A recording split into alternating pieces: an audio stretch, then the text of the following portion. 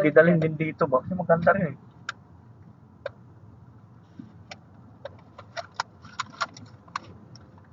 Kita mo, yan ang mga gustong puntahan ng ano. Sabi ng Pilipino na yun eh, maganda rin Texas. Pero siyempre, gusto mo yung ganitong mga village. Kasi wala mang ganyan sa Amerika siguro. Norway, meron yan. Or mga France. Kasi yan ang mga ano ng villages ba. Hindi niya ipagpapalit ang Texas. Kasi yun lang. Sabi niya. Oo, kasi busy ang ano doon. Saka safe. San Antonio pala yun. San Antonio Spurs pala siya.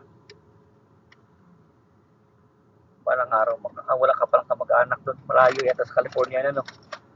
Other, ano, aeroplano, sasakay ka ng aeroplano, no? Walang land trip. Hindi, matagal.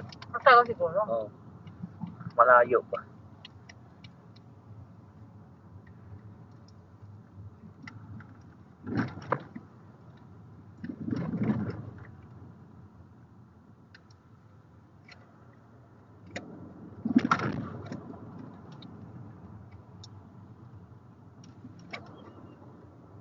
Katulad dito, 60 ang takbo dito. Itong bubuo ang dalawang babae, nag-trip na, tapos pinang trip ba?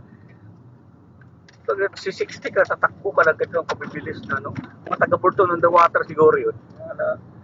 Kasi kung mga hindi local yun, eh, hindi naman yung magaganon-ganon sa iyo ba? Buwag nga.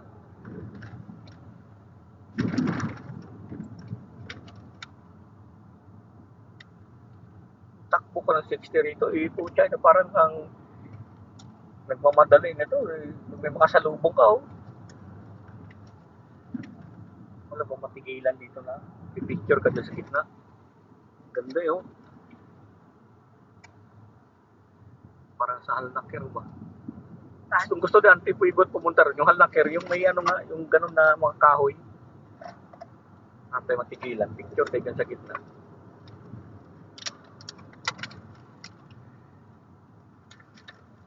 Wala. Ano na to? A-road na yung mabilisan na ba? Pangit na ito kasi open. Ganda yun. Ganda yung puno. In half a mile, turn right onto the B468.